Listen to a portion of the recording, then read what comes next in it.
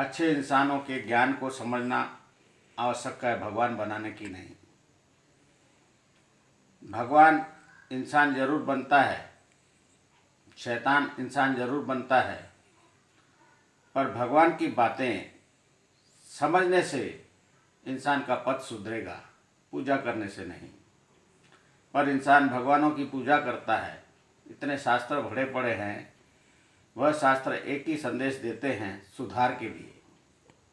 रामचरित्र मानस अर्थात राम के चरित्र को अपनाओ, राम के जैसे बनो, पुरुषोत्तम मर्यादा पुरुषोत्तम राम बनो। हर एक इंसान को रामचरित्र मानस बता रहा है, हर एक इंसान राम के समान बनो। पर इंसान राम की पूजा कर रहा है, उससे हल नहीं होगा। हम पूजा करेंगे, उसमें चढ़ावा चढ़ाएंगे तो किसके हाथ में आएगा? भगवान, अल्लाह, गॉड, ईश्वर को धन की आवश्यकता नहीं होती। आवश्यकता इंसान को होती है व्यवहार के लिए।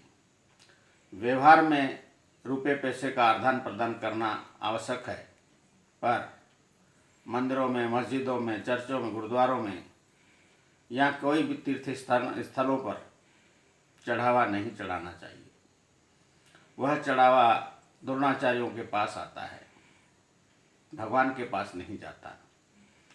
अगर भगवान को देना चाहते हो तो जो आदमी भीख नहीं मांग सकते, किसी के आगे हाथ नहीं फैला सकते, ऐसे व्यक्तियों को निस्वार्थ सहायता करनी चाहिए। वह सहायता भगवान के पास जाती है। किसी का जीवन सुधारने का, सहायता करने का इंसान का पहला धर्म है। मानव की सेवा, रक्षा मानव धर्म है।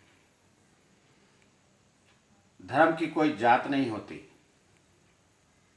धर्म इंसानों का होता है। जानवर भी अपना धर्म समझते हैं, पर इंसान द्रोणाचार्यों का धर्म समझते हैं, जिससे कोई फायदा नहीं होता और हम धर्म का झंडा लेकर द्रोणाचार्य के पीछे चलेंगे। कोई द्रोणाचार्य आगे नहीं आता और जो झंडा लेके खड़े हैं वो मरते हैं और मारते हैं। ये धर्म नहीं सिखाता, धर्म नहीं है। धर्म दूसरा कर्म से जुड़ता है। कर्म पर सोच होनी चाहिए कि जो मैं कर्म कर रहा हूँ वो गलत है या सही है। जो अपने आप को, अपने मन आत्मा को सही लगे, वह कर्म करने में कोई तकलीफ नहीं। जब हम अपनी नज़रों से गिर जाएं, कहते हैं दूसरों से नज़र से गिरा हुआ इंसान संभल सकता है, पर जो खुद की नज़र से गिर जाए वो जीवन भर कभी नहीं संभल सकता। कि सबसे बड़ी सज़ा मैं आत्मा की होती है। मैं आत्मा की सज़ा अपनी नज़रों में मन को गिरा देता है। उसका जीवन डर डर के, दुख पाकर जीता है। आत्मा की सज़ा से मुक्त होना तो आत्मा से पूछकर कार्य करना। हर एक इंसान के अंदर में आत्मा है। गीता में लिखा है, हर में मैं रमन। हर में रमन जो है वो आत्मा है, एक बिंदु के समान है। बिंदु जब स्थान को छोड़ देती है तो हमको मालूम नहीं पड़ता। बिंदु जब स्थान पर बैठती है तो भी हमको मालूम नहीं पड़ता। कैसे जन्म होता है, कैसे मृत्यु होती है,